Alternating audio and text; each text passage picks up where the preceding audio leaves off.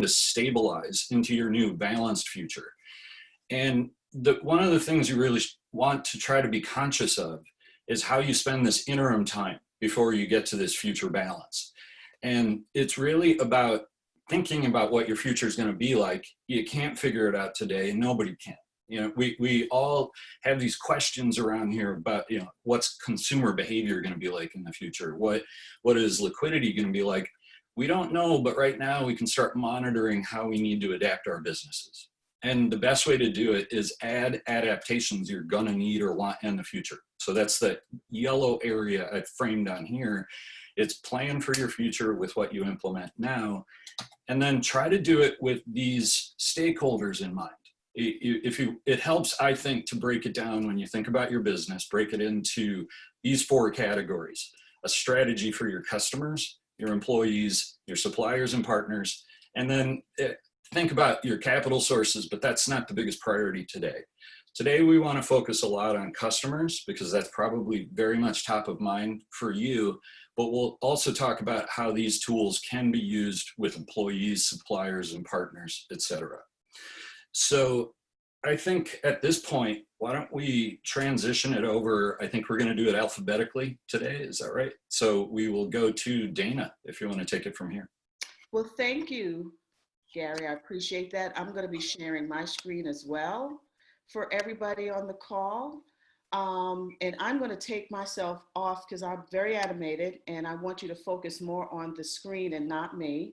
But my name is Dana Newell. I'm the president and CEO of Benton Newell Communication, which is a creative services agency. We focus on brand development, me and my team, brand development, public relations, marketing and social media strategy, as well as web design and public relations. And so I have 25 years of experience in business development, also marketing strategy and operations. So Gary, you were a man after my own heart there talking about those slides. Even though I have 25 years of experience, I'm only 30. So I just wanted to throw that out there for everybody as a joke. But, I just wanted to thank everybody for joining the call. So let's get started because I want to give my other panelists a chance to get some of their time in as well. So what my team and I did was created an infographic. And what this is another tool for those of you that are on the call to use for your marketing strategy or some marketing communication strategy. So I wanted to create this so you can see how a tool like this could be used in your everyday business operations. But what I wanted to do in this great pause is to give you some ideas on things that you could be doing now that we're all, sort of in this change. So one of the first things that I have up is the only constant is change. And one of the tweets that resonated with me so well is Nike's tweet on now more than ever, we are one team. Hashtag play inside, hashtag play for the world. If you've ever dreamed of playing for millions around the world, now is your chance. So basically what this tweet and the reason why it resonated with me is because we're playing for the team of humanity, right? We're all trying to keep ourselves safe, keep our families safe, keep our first responders safe. And so all of us that might have had that dream to be Mia Hamm or Michael Jordan, we are all part of one big team, the team of humanity. And so I really loved this tweet. And this is something that you as a business could take a look at when you're trying to communicate and create some, content.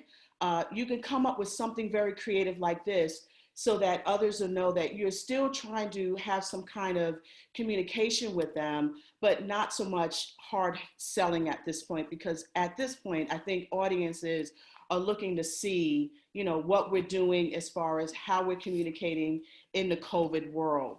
And I believe for this particular piece here, one-on-one communication is probably the most effective in using any marketing channel that would create some kind of unique and valuable content for your audience. So I'm going to move ahead here. Be a public relations boss, tell your story. And one of the reasons why I like this is because this is all about pivoting. There is a local business owner who was just, I think she had a total of between herself and two other people, a very small business. But right now, she's actually looking for employees because she was a craft maker and made lots of crafts for bridal showers and weddings and Christmas ornaments and different things. But what she decided to do was use her skill to make face masks and also the face shields. And she donated those by doing a GoFundMe. And she was able to use that platform to get the local news to tell a story about her. And so now that she's not doing some of the craft work that she was doing in the past, she's pivoted and using her skill to make face masks and face shields for first responders. Caught the local news, made some national news because she's been donating these things all across the country. And now she has lots of customers as a result of her being able to tell her story of what she's doing and how she was able to pivot. So I like that. Use digital and social marketing to inform. One of the things that has been happening out there with, as far as social media is concerned, this pandemic has created a need for accelerated digital communication. Social media has been a primary tool for communicating news and updates from local, national, and even international news. But one of the things I have noticed over time is that daily app usage is up 20% among consumers in Q1 for 2020. Social media apps are reporting a surge in usage. So if you're thinking about an app or you want to create an app, now's the time to do that. Facebook and Instagram have also upgraded to include video content, which is seeming to be very important to consumers today. There's more active engagement out there, or interactive engagement. There's challenges, there's workouts. I believe Groga, who is one of Vicky's,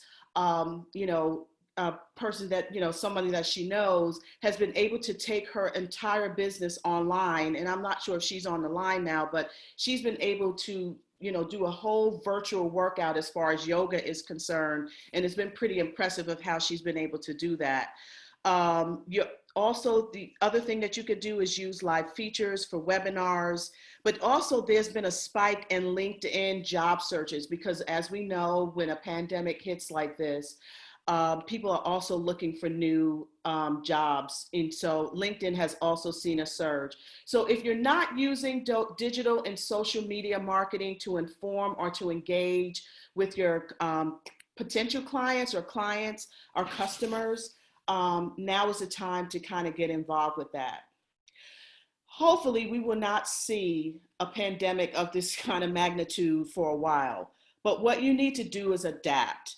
And things are moving so quickly that businesses have to be ready for change and change at a direction at any given moment. And so in order to do that, you probably should create a rapid response team.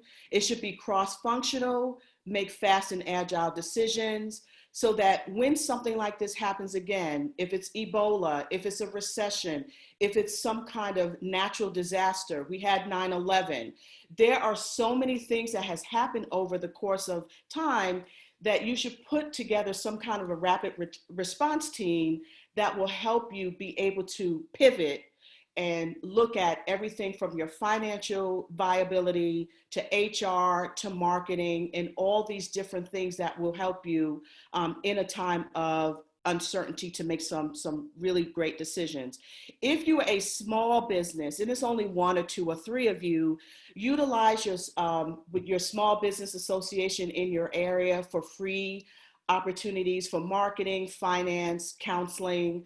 And so you can utilize that, but also get together with your accountant to help you figure out ways that you can plan if you're a very small business to be able to be ready for anything that might come about for something of this magnitude. An ounce of prevention is a pound of cure. I like this phrase. I'm married to a physician, so I like this phrase for that reason.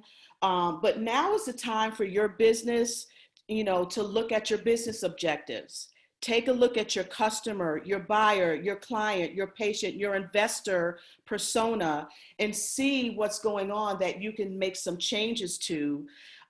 Look at your marketing and your social strategies. What things can you do differently at this point to take out the old and, you know, look at it again and see what new things that you can create.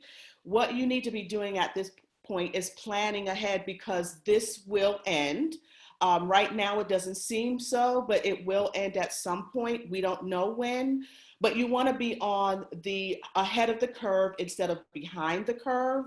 And so if those who plan, I believe brands who plan ahead will be rewarded, especially if they're constantly engaging with their clients, their customers, throughout this process. Again, I want to go right back to what I said here. Nike is not, they're not selling sneakers. What they're doing is they're engaging with the overall probably thousands, millions of clients and, you know, customers and followers that they have, to talk about what we can be doing, everybody can be doing in this particular situation that we find ourselves in. So engagement, I would say, is very key. Personalized communications, being able to adapt, being able to scale up once this pandemic is over, and then tell your story. And I will kick it over to my colleague, David? David. All right. Hey, everyone, I'm David Rose. Thanks for joining us. And we really appreciate you joining our Navigating the Great Pause webinar. And thanks to Vicki and UNC for putting this on for everyone. My background, I spent 7 years in Fortune 500, got to do a startup inside a Fortune 500 company that became a multi-billion-dollar business. I've done 4 venture-backed companies that had exits, and University of Tennessee undergrad and MBA from UNC Keenan-Flagler. I'm currently serve as a Chief Operating Officer for a startup called White Star Communications and RTP.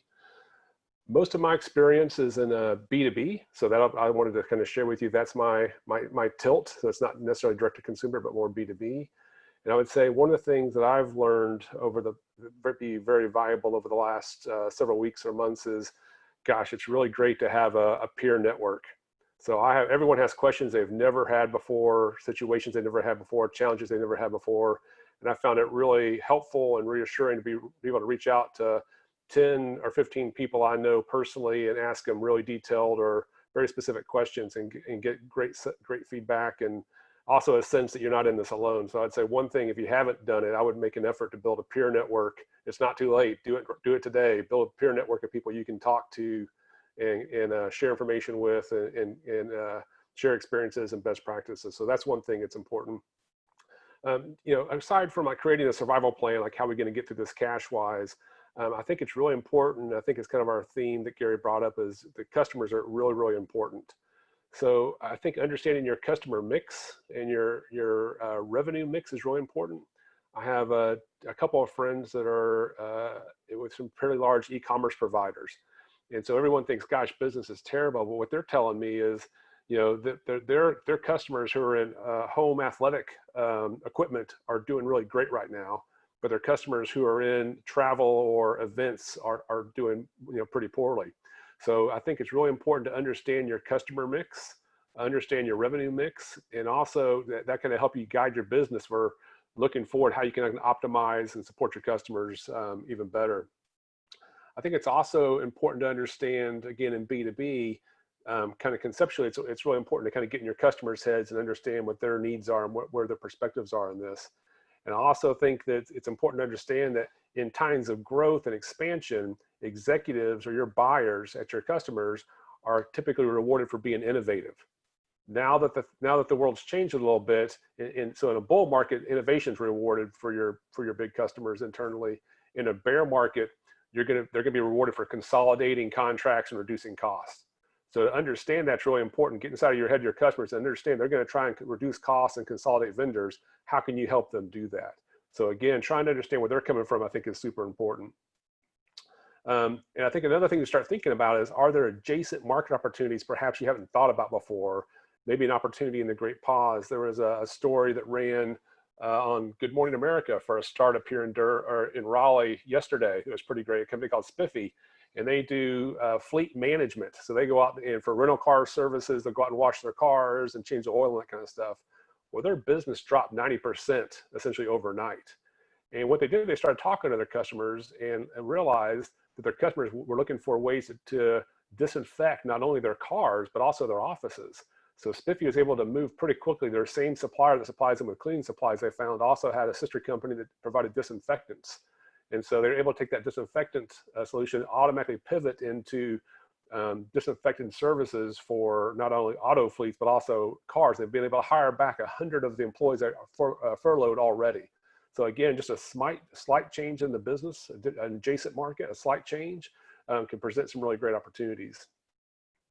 But I think overall, what you want to think about when it comes to customers is really an approach of empathy and understanding, and reaching out and building relationships. It's obviously not a good time for your salespeople to be sending out cold emails trying to close deals, get meetings. I think if you want to reach out, the message is, "Hey, how are you? How can we help?" I think that's super important. My wife got a phone call from the car dealership she bought her car from over a year ago. They called this week and said, "Hey, how are you? How you doing? Is there anything we can bring you?" Right? So that made a big impression on our whole house. It wasn't like, "Hey, do you want to get a new service package? Hey, do you want to upgrade your car?" That wasn't part of the discussion at all. It was like, "How are you personally? Is there anything we can do for you? Can we bring you anything?" So that kind of approach, I think, is going to be super important for being able to build a brand and build empathy and build relationships with your customers. And those sort of things are super important, knowing that most of again, in the B2B world, your buyers are going to be looking to, "Hey, how can we consolidate? How can we reduce cost?" And if you can be a trusted partner and then help them through that process, that's going to be a relationship that you're going to be able to work on for years to come. So those are some of the things I think. Hey, how can we help? How can we be useful? Is in your communications, and you're going to want to switch how you talk to your customers and your prospects from a sales and marketing perspective. But those are sort of things of be empathetic, understand where they're coming from, and figure out how you can be helpful as much as possible during the great pause. And that's it for me. I think we're over to Doug next. Thanks, David. And good morning or good afternoon to everyone. I certainly appreciate Vicki Gibbs and the staff over at the Leadership Center at UNC for not only this Zoom, but also for the entire series. So thank you to the entire team for making this platform available to the entire public. So I'd like to start with a little bit of background. So again, my name is Doug Spade. I'm a tech entrepreneur. I've had 5 technology startups, worked in technology commercialization with universities, research labs that's taking new innovations and discoveries out of a research environment, leading them through the patent process, and then commercializing them either through new ventures and startups or through licenses with large corporations and strategic partners. I did that for North Carolina A&T Division of Research, is also NASA Department of Energy in the federal laboratory space. So my background has typically been as co-founder or founder of these ventures. So I tend to focus in on initial strategy, technology and innovation, and strategic partnerships. So much of what I'm going to talk about is forward-looking. I'm an eternal optimist, so that will always comes through in my recommendations.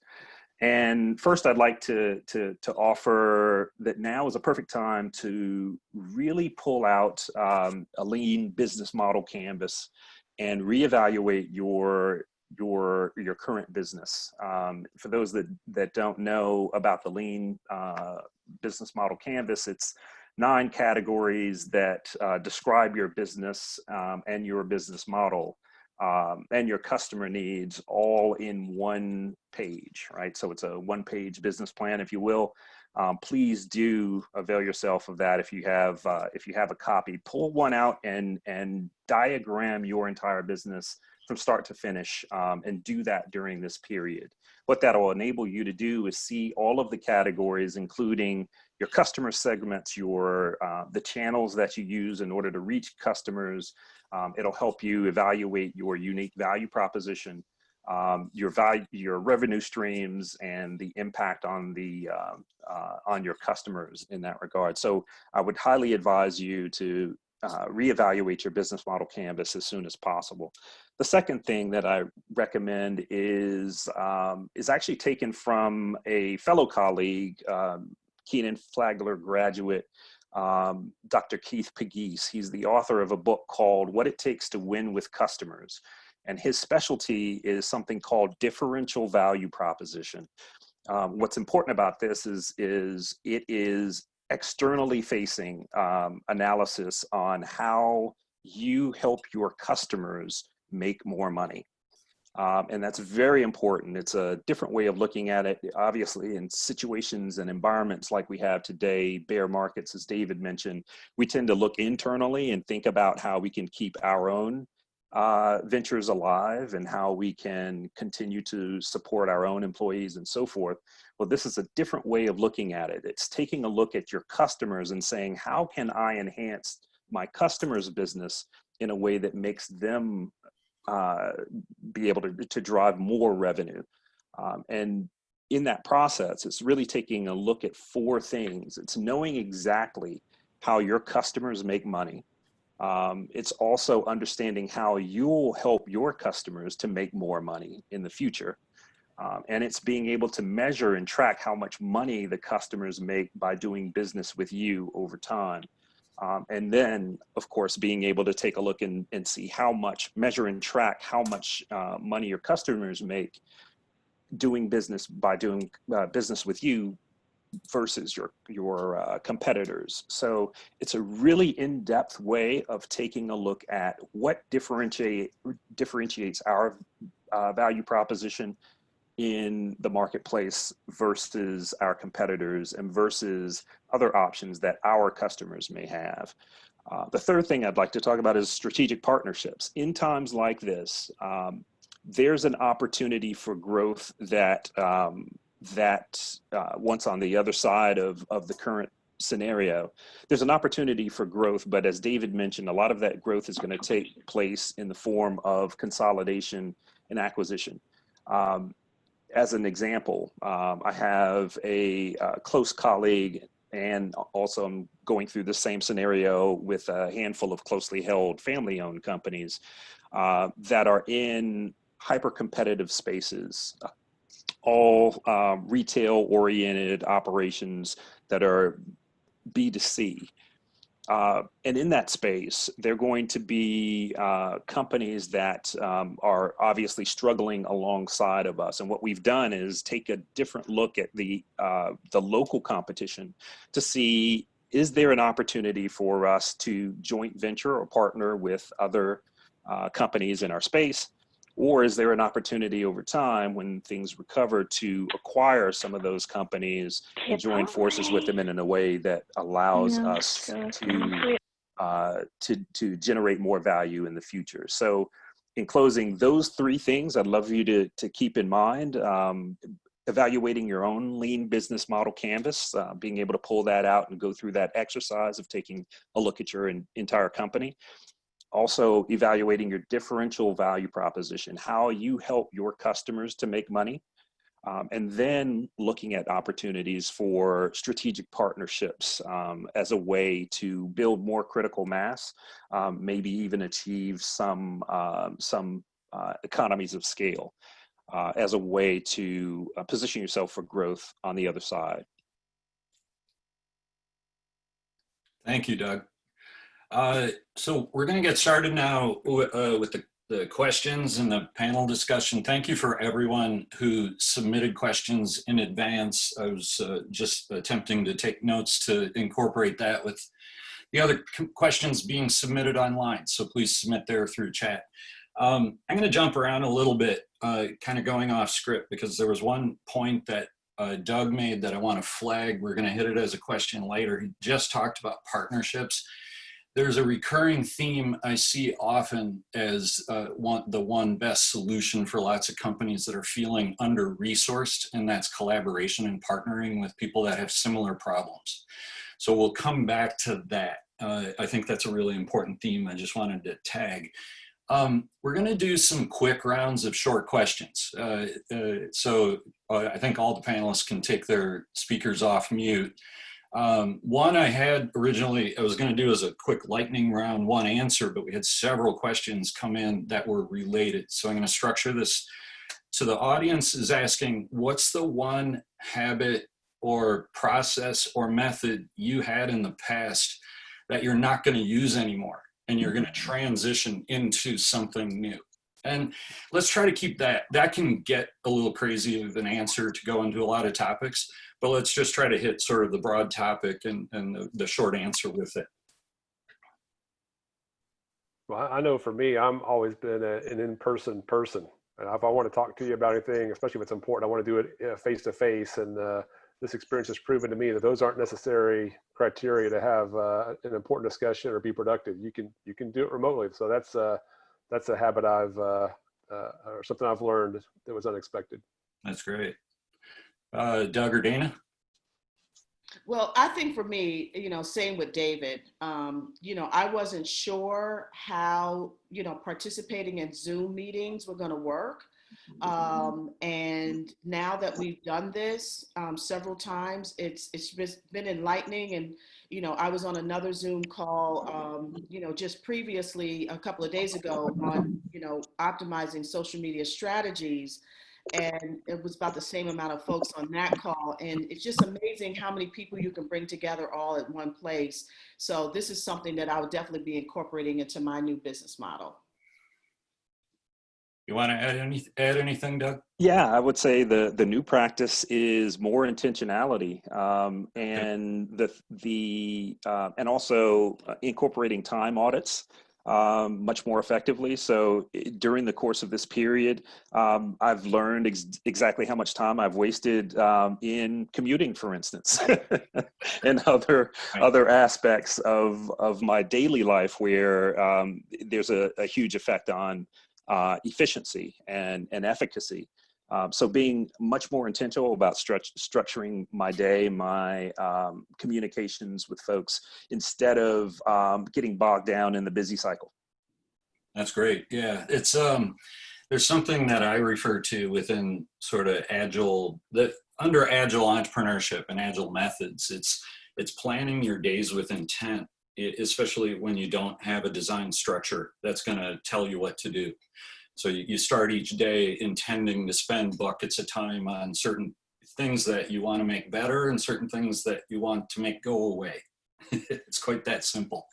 Now let's start digging in a little bit deeper into sort of the key topic of today. And a lot of the questions we got have been sort of where to begin, how to balance all these different priorities. So you're juggling these questions between the stakeholders that we talked about before.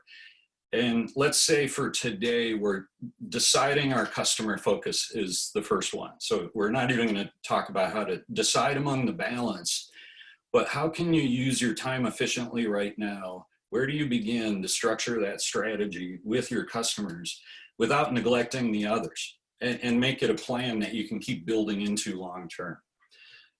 Anyone want to tackle sort of where to begin with that?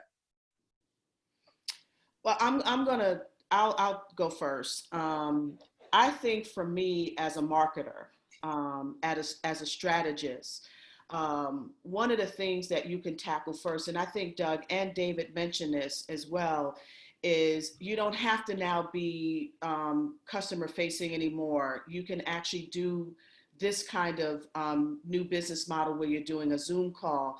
But I think if as a strategist, I think what you want to do, and I think Doug, you touched about this earlier, that's why I like that Nike tweet so much, is that use this opportunity to see what you can do for your customer, and don't go completely offline. If you are still wanting to engage with your customer base, you could do that, as David and Doug has said. You don't have to beat everybody over the head with a sales proposition of any kind. You can still engage with your customer, as David said, just getting the call from your local, car dealership. You can still engage with your customers, but, just do it respectfully and, being empathetic as to what's going on, but do not completely just go away. Just find a new way to engage with your customer base. I think Dana's spot on, and what I'd say to expand on that is spend the time, especially as we have these social distancing measures that are in place that limit our ability to move around. Take this time to really understand your customer's business. You've got a captive audience, right? For in many cases, they have the time to explain to you their own businesses in a way that you might not have had an opportunity before. So really taking an opportunity to understand how your customers make money and how you can help them make more money. And I would segment that in two different ways. I'd say look at it from an interim perspective, and then look at it from a pivot perspective. And I think language is really important with this. In my mind, an interim strategy is taking a look at the current situation and saying, here's what we need to do, here's what we need to change, here's how we need to change in order to survive the current circumstances. But when circumstances change, we will adapt to that change or go back to our initial strategy. A pivot is a little bit different. A pivot has, for lack of a better term, some permanence to it. A pivot is having the data and customer information to say, no, this is going to be the new strategy from here on. So I would say look at your customers' needs both on an interim basis and in terms of the path forward. Your customer may be changing business models for the time being. For instance, I have a close friend who owns a restaurant, and he has made the transition from on-premises service to delivery, and now he's moving to a subscription model. So if he is your client, then get an understanding of how he's changing on an interim basis in order to meet the current environment and how he's planning on changing in the long term. So take a look at those methods, really taking a look at your customers, understanding how they make money, how they've changed in this interim period and how you can help them, and how they plan on changing in the future as their new strategy. David, do you want to jump in now? Well, I'll just echo a lot of what Doug said, because he's clearly the smartest guy in the room. It has the best haircut. But no, I think his point about being segmenting your customers is really important. Understanding where they are is really important. So back to your question, Gary, about how to prioritize it. I think you don't want to go to your customers with a one message for everyone. So going back to the example we had earlier from folks that I know who are in e-commerce, their customers who are in home athletic equipment are booming. So that conversation with them is very different, right? How can we help? How can we help you grow? What can we do? Versus, their customers who are in entertainment or travel. Gosh, things are really tough. What can we do? It's the same question, but you just approach it a little bit differently. But I think segmenting your customers and understanding what the particular needs are is a great way to prioritize who to go after and how to talk to them. Okay, that's good. And I want to connect a couple of phrases we've used here now today. So at the first slide, I showed the yellow bars of the things you want to keep for the future. Think of that as the part of the business that you're pivoting into permanently, which is, Doug referred to the word pivoting. And we had a comment, which I thought was great, come in before, which is, a lot of people are starting to get tired of the phrasing that we hear all the time. And I quite intentionally go into each day not using any of the headlines I might normally see on the news. I'm just sort of avoiding that piece of it. But it's the way that we think about things like pivots, instead of calling it a new normal. We always have a new normal every day, really. Where it's just so much more incremental. It's what's going on today is just making us take a larger step function into something new. And we just have to think efficiently about the interim systems we set up now. So David, how about, I'll go back to you then with this question, which is, if you're a CEO who is either making this choice yourself or you're asking your head of sales, chief marketing officer, sort of that branch of your business, how do we even start to figure out what that new balance, that new center of gravity of our business is going to be in the future, to start thinking of that as the places we'll start to begin to add in to institutionalize these improvements? Yeah, that's a great question, Gary. I think with a lot of things, especially with startups, is we do a lot of testing because we don't know what the answers are, and that kind of methodology I think applies at a time when there's so much uncertainty about what comes next or what tomorrow brings. So, testing with your sales and marketing folks approaches that may or may not work, and then communicating back regularly, and then making constant adjustments. So I think going to market in small incremental tests to see what customers respond to or how they might react is a great way to kind of test the waters and build strategies around that to move forward. I'm going to add a quick comment before we jump to either Dana or Doug, which is that incremental testing is so important. And it takes a break in mindset for a lot of people to get out of sort of a regular business cycle that might be structured around months, quarters, and years. It's taking it down to a daily level of saying, I'm going to try something new here and see how that works. And then adding it in if it works. And it can go day by day, week by week. Dana or Doug, do you want to add into this topic of how to structure or institutionalize these improvements? One of the things there's a quote by Simon Sinek, and he says, people don't buy or, communicate or use your service, what you do, they buy why you do it. And so I think to pivot on what David was saying, when you're breaking these things up, you probably need to ask that question, why are we doing what we're doing? And then you need to build maybe some structure or some strategies around why we're doing this.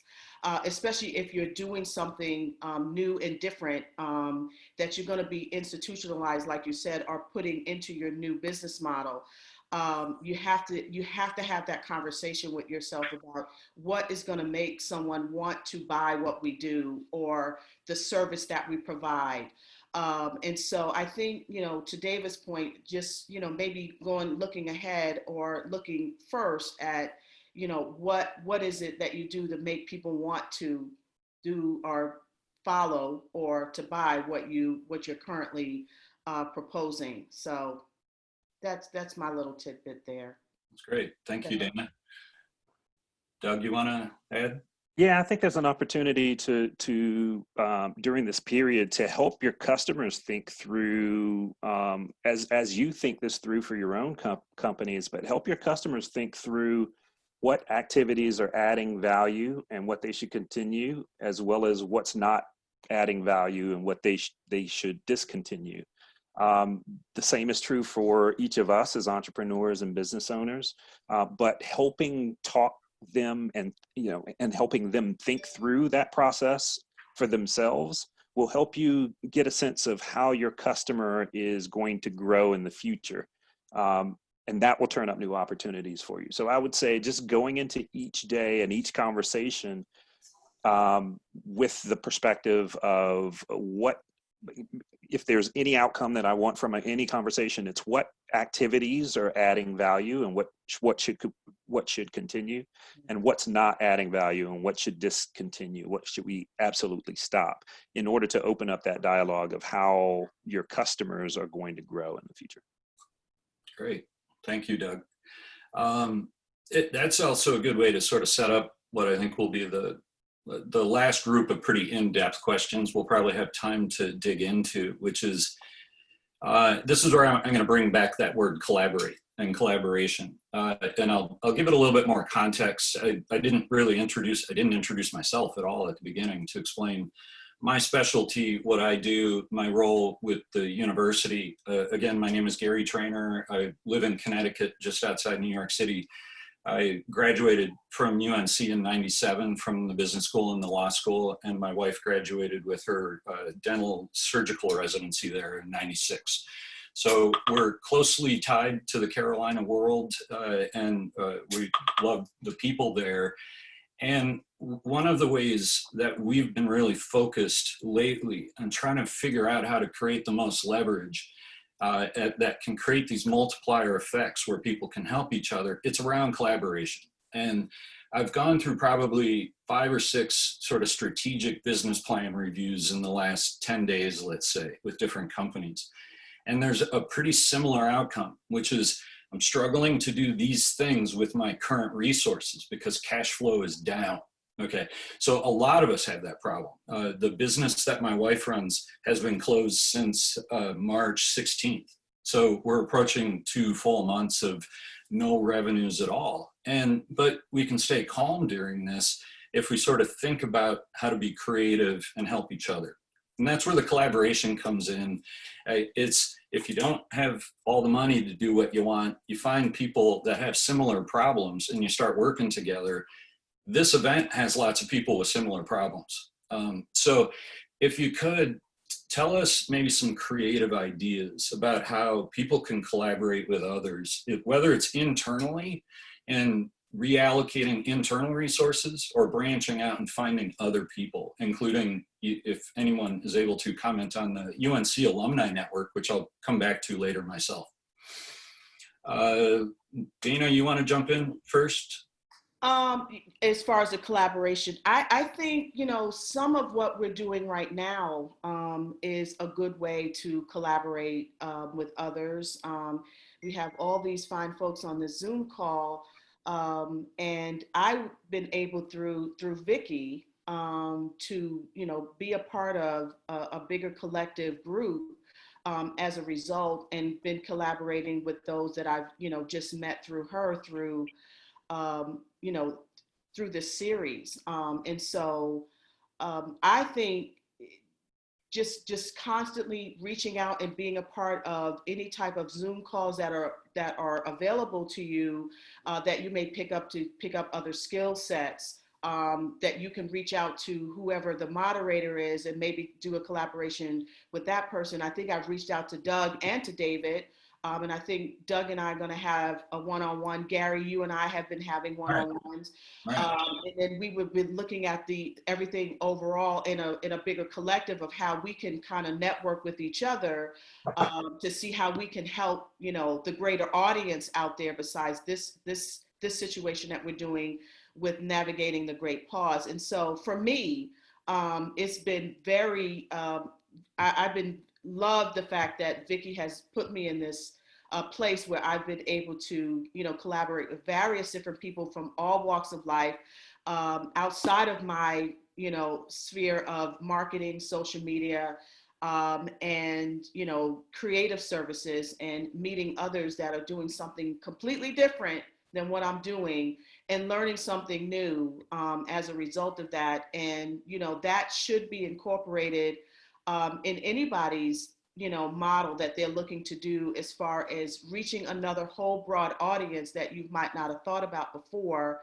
And I also wanted to say that I'm a pirate. If there are any ECU folks on the call, I graduated from the ECU Business School. So all you Tar Heels out there, I love y'all. But there's some pirates probably on the phone too. So. Right. One of the great things about the Entrepreneurship Center is its ability to really branch out broadly into a lot of different areas. We're all under the same UNC network. Exactly, same family. Doug or David, you want to jump in? I'd like to add that competitors that you may have considered direct competitors before may not be direct competitors any longer in this environment, and you likely know who those competitors are. People that are in the same market, the same vertical, the same geographic space as you. And there may be an opportunity for you to reach out to them, particularly if their supply chains are identical to yours, right? So if you're in, for instance, I work with a company called Brothers Vilgalese, that in the liquor market in Durham, they're a distillery, and they have a supply chain that's very similar to other other spirits producers and manufacturers in the area. It's a great opportunity for them to reach out to people that they may have considered the competitors in a prior market, and take a look to see if there's any sort of efficiency that they can gain in their supply chain. The other thing I would suggest is, as Gary said, look for people with similar problems to you, and that's usually in the form of a great way to find that is through industry associations. If you belong to an industry association or a professional association, they're likely people that are dealing with the same problems that you deal with. Chambers of commerce are a great way to take a look at the membership and see who's in a very similar market or space that you can call up and propose a partnership to. So I think there's a number of ways to identify potential partners, and then look at it from the perspective of what areas are hurting us the most, where is our pain greatest, and if there's some consistencies and similarities in where your pain is greatest, then there may be an opportunity for you to combine strengths in that particular area, and just take a look at it in that regard. Great. Thanks, Doug. David, you get to follow Doug again. All right. It's always a tough act. I'm glad Always I a tough act. Well, I think one of the things that's really important anytime I go into a market from a partnership perspective, I always do a value chain analysis, right? So who are all the players that are going to deliver this end solution to the customer? So if you're in software, there's going to be other pieces and parts that are involved with delivering the end solution. And all the time, you always have a target list or a dream list of partners you want to work with. But too oftentimes, they're super busy. They have clients, they have projects. This is a great time to reach out to those target partners that maybe you hadn't had good progress with, to build a relationship and figure out how you can work on building a joint solution once things open back up. So this is a great opportunity, I think, to go back to strategic partners maybe you've always wanted to work with, or you've had little success with in the past, and revisit those relationships and take the time right now to kind of figure out how you can work together going forward. I think that'd be a really valuable use of time. Thank you, David.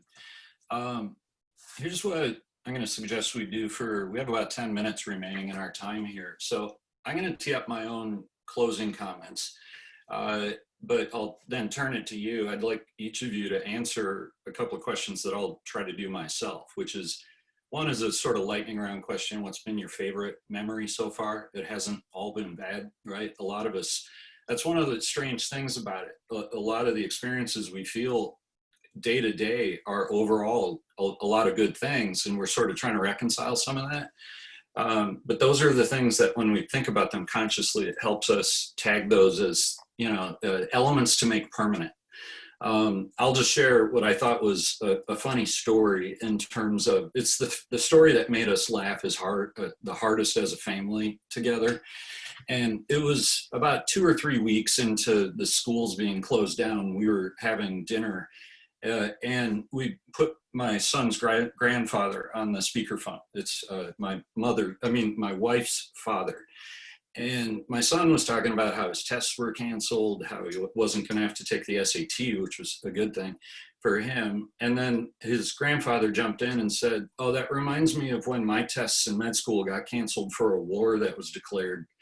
And it's that kind of thing where he was living in Egypt at the time. So there was a war that took place. But reaching out to everybody helps create this perspective that I think we've all gained to appreciate. We've come to appreciate this level of new types of human contact, which has been so awesome. And a lot of us have gotten reacquainted with friends and family in different ways that we almost couldn't have predicted at the beginning of this. So as you all wrap up here, take 2 to 3 minutes, sort of mention what's been your favorite memory. What are the main takeaways you want people to take from today? So how about David, you go first. Great. So I have college age kids, and so they've all been dispersed and out of the house for a while, and they're all home. So that provides some unique family moments that you can actually talk as adults with your family all at the same time. And so that's been really great to have discussions around topics you wouldn't expect to have with little kids. So that's been something very memorable. And I think the kind of the takeaway I hope everybody gets from this is, hey man, we're all in this together. Nobody has all the answers. And I think the collaboration and kind of building that that network out so you can go talk to people and share experiences or ask questions too is super important. It's the way we'll all get through this. So I think this is a great format, but I also hope it's an opportunity for you to reach out to other people, whether it be friends or partners or executives, and kind of build that network out so you can kind of learn from one another and lean on one another to hopefully be better prepared once we're ready to get things rolling again. Dana, you want to go next? Yeah, I think for me, I'm married to a first responder, and so his schedule has changed somewhat, and just being able to have conversations with him about how to keep him and other first responders safe. He's lost some, colleagues that he used to train with or had trained. He's lost to COVID, and having those very sober conversations with him around that and how he keeps himself safe and how he keeps us safe, and having those conversations with my college-age daughter who's home, and just how this whole situation has changed us in a sense. But what I like for everyone to take from this is collaboration is definitely key. As David said, we are all in this together. We don't have all the answers. And, as a strategist, a social and marketing strategist, I would just say to people, please still happily engage with your clientele. I think we've talked about this over and over again. Find out what your clients need from you at this point, provide that need. And, if you keep communicating with them, and when this situation definitely does end at some point, you'll be rewarded for it, just from communicating with them from an empathetic standpoint, but also then, just keeping them constantly engaged so that they know that you're thinking about them, and not just from a sales standpoint, but you're thinking about it from a humanity standpoint. The other thing that I've loved doing is just collaborating with different types of people from all walks of life, and following up with those individuals, having a one-on-one conversation with them, because it helps me to understand maybe what I'm doing in my business model could be, helped just by them listening to what I do, and maybe saying something else that I could be looking at, changing, and me doing the same for that, individual that I may have that kind of conversation one-on-one. And I would definitely implore people who are on this call to reach out to any of us. I'm going to definitely save the chat, or I think Keisha might have saved the chat, so that if there are specific questions that anybody has asked on this call, we can go back and address it with those individuals. So I appreciate Doug and David and you, Gary. I always appreciate you, Gary. You're too nice, Dana. All right, great. Let's hand it to Doug. I intentionally made you go last this time, Doug. Well, I'll start with the great memory. My wife and I are big Jeopardy fans and have been for a long time. And I have a high school senior and a seventh grader at home. And one of the great memories for us is as we compete, and the two of us are very competitive in Jeopardy. As my wife and I compete in Jeopardy, having our kids just wander into the room and guess the final Jeopardy question and it be correct, literally just wander in and just mess up our streaks, has been a positive memory for us. And it's also reminded us, this time has also reminded us just how busy we were before. As an active family with travel and professional schedules and athletics, we consumed a lot of time with activity, and it's just been great to sort of reset our family pace and reconnect in that regard. In terms of the last thought, I'm going to center on hope and optimism, which is a little bit different in a business conversation, but it's important for our own individual self-care to maintain a sense of optimism. Being able to focus in on what opportunities may exist on the other side of this actually gives you a bit of purpose and gives you something to focus in on, instead of focusing in on the current situation and the scenario. So I would say really incorporating a bit of hope and optimism, and making sure that you carve out time for that every single day, to look forward, to say, what are the opportunities? How are business owners and entrepreneurs going to win on the other side of this? How can I position myself to win on the opposite side of this, as a means of not only planning for your business strategy going forward, but you're also your self-care. Which is a great segue into next week's topic, which I'm going to hand it over to Vicki in one moment. I want to just make a couple of final, these are more just housekeeping type topics, but I do want to share a couple of collaboration ideas with you all, to the extent this helps. You can be pretty creative out there with a lot of free resources, including social media and freemium versions of software. For my wife's group of doctor friends that she collaborates with, we set up a free instance of Slack, just to set up Slack channels to discuss the licensing regulations for doctors that everybody was having trouble keeping up with.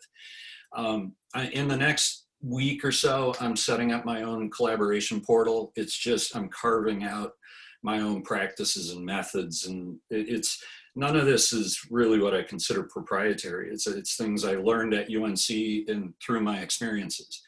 And it's I'm not seeking revenue, I'm not seeking business. It's just, I'll distribute it all out to y'all when it's ready.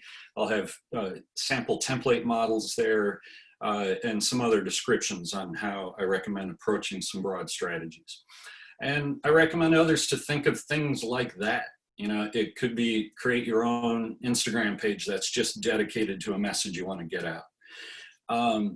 And the last point to transition to Vicki is, if you have been following each week, you can see the progression building now, and your participation helps immensely. It helps Vicki and her team structure not just the questions, but as they look out 2-3 weeks out and they understand what you need, they can structure the curriculum for it. It's built to be an interactive series, so please keep coming back. Please contribute with your ideas, suggestions, and feedback through the surveys.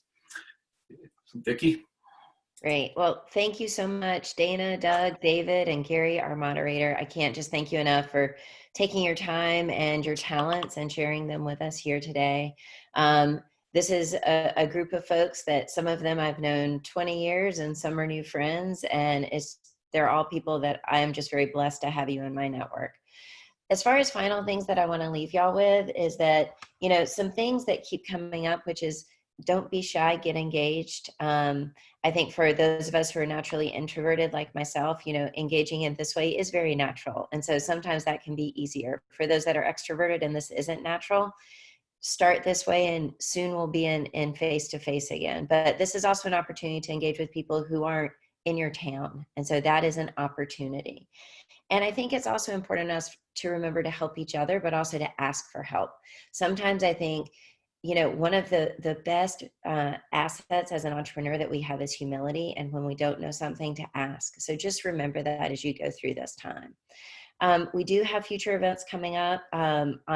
Keisha put up the one for next week. Next week is around, we're sort of shifting from how do we get settled in this time to how do we start thinking about what happens next. And next week, again, we have 4 CEOs who are going to talk about self-care for themselves and their employees as they start to get things back and turned online. So I hope to see you there. If you have feedback, please fill out the survey. I think there was a little glitch with it, but we're going to send out a new survey in the email. Please respond. Let us know what you need. And thank you so much for being here. So everyone, have a wonderful day. Bye.